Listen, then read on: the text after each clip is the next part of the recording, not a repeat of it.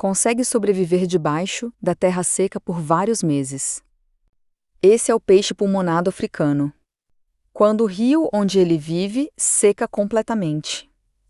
Ele não morre, ele se enterra. Na lama profunda, cria um casulo de muco e passa a respirar ar. Ele desacelera seu corpo em até 60 vezes, entrando em hibernação. Até que a chuva volte e a lama amoleça para ele voltar a nadar. Por isso é tão bizarro pensar que este peixe pré-histórico